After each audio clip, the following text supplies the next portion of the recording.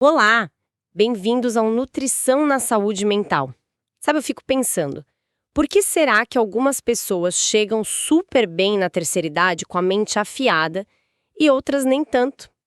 O que protege o cérebro da gente com o passar do tempo, hein? Pois é, hoje a nossa conversa vai ser justamente sobre isso.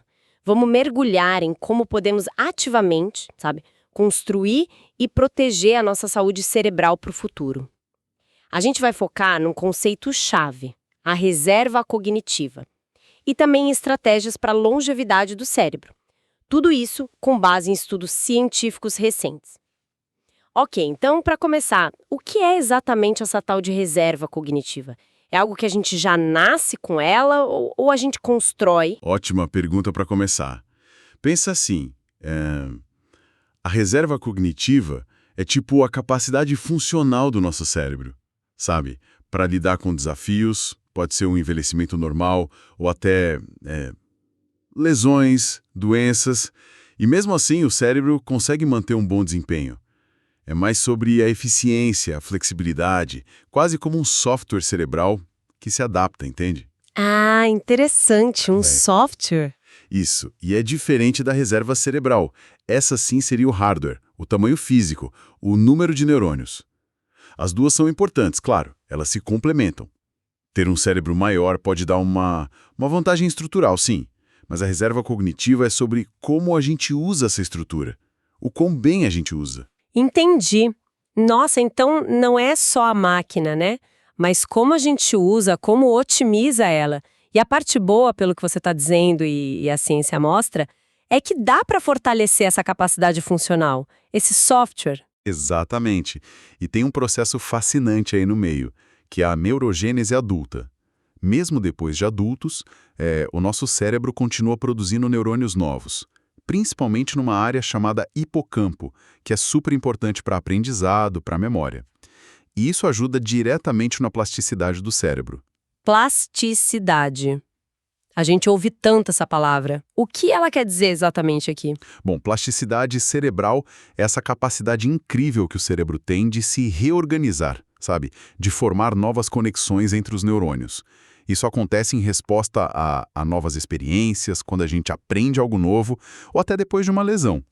É a base da nossa adaptação. E a neurogênese, essa formação de novos neurônios, alimenta essa plasticidade. E o mais legal é que é um processo que depende da atividade. Quanto mais a gente estimula o cérebro, de jeitos diferentes, mais a gente fortalece. É aqui que fica super prático, né, para o nosso dia a dia. Como é que a gente pode estimular isso tudo para construir essa reserva? Atividade física sempre aparece em primeiro lugar, certo? Sem dúvida, e não é por acaso. Vários estudos mostram que exercício aeróbico regular, caminhar, correr, nadar, sabe, aumenta o fluxo de sangue para o cérebro e também estimula a produção de uma molécula, o BDNF, que funciona como um fertilizante para os neurônios novos e para as conexões. E olha, não precisa virar atleta, não. A consistência é mais importante que aquela intensidade extrema. Fazer sempre um pouco. Faz todo sentido. Consistência. E além de mexer o corpo, imagino que mexer a cabeça também seja fundamental. Como entra a estimulação mental? Até mesmo ter hobbies que exigem concentração. Tudo isso conta. A novidade e o desafio são os ingredientes principais. Ah, e o contato social também é vital. Conversar, interagir, processar interações sociais é complexo e estimula muito o cérebro. E o sono, que a gente às vezes deixa de lado. Nossa, crucial. É durante o sono profundo que acontece uma espécie de faxina no cérebro. Tem um sistema, o linfático, que remove resíduos tóxicos que acumularam durante o dia. E além disso, o sono consolida as memórias, o que a gente aprendeu. Dormir mal, ou pouco, cronicamente, isso prejudica tudo e aumenta a inflamação. Buscar aquelas 7 a 9 horas de sono bom, reparador, é um investimento direto na saúde do cérebro. E claro, né, gerenciar o estresse crônico. Aquele cortisol em excesso é tóxico para os neurônios a longo prazo. Que coisa, né? Como o nosso estilo de vida molda o cérebro tão diretamente. Mas e a comida? O combustível que a gente dá para ele?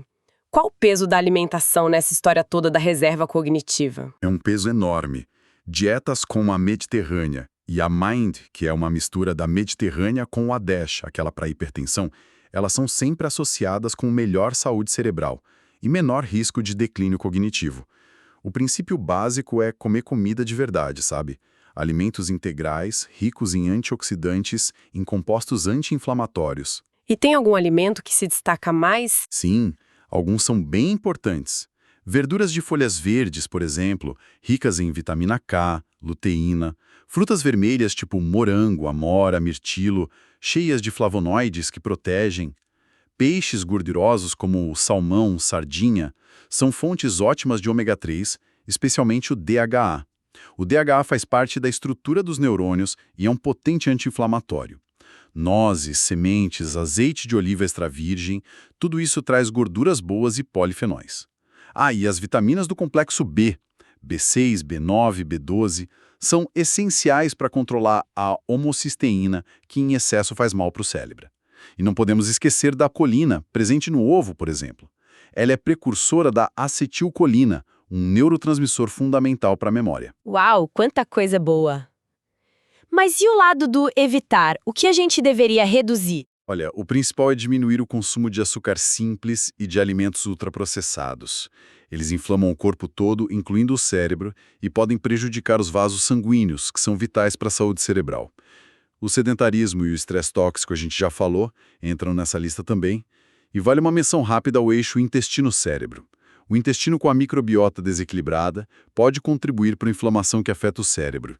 Então, cuidar do intestino com fibras, talvez probióticos, também é cuidar da cabeça. Pensando em tudo isso, parece que a mensagem principal é que não tem mágica, né? Não é uma coisa só. É um conjunto de hábitos. Pequenas escolhas, mas consistentes no dia a dia, que somadas fazem uma diferença gigante lá na frente. Exatamente isso. E o bonito é a sinergia, sabe?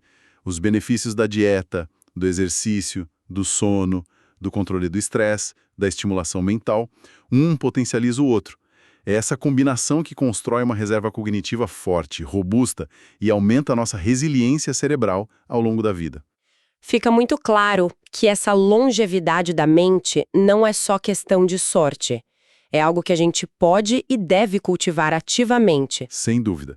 E é sempre bom reforçar, né? Antes de fazer mudanças grandes na dieta, no estilo de vida, principalmente se já existe alguma condição de saúde, é fundamental conversar com um profissional. Um médico, um nutricionista, eles podem dar uma orientação personalizada, segura para cada caso. Perfeito, ótima recomendação. E para a gente fechar nossa conversa de hoje, fica uma reflexão no ar. Pensando em todos esses pilares da saúde cerebral que a gente discutiu, qual pequeno hábito neuroprotetor poderia ser integrado na sua rotina, talvez a partir de hoje mesmo? Pense nisso como um investimento no seu cérebro do futuro. As fontes que usamos para essa conversa estão na descrição. Se gostou, deixe o seu like, se inscreva no canal e ative o sininho para não perder os próximos conteúdos. Até a próxima!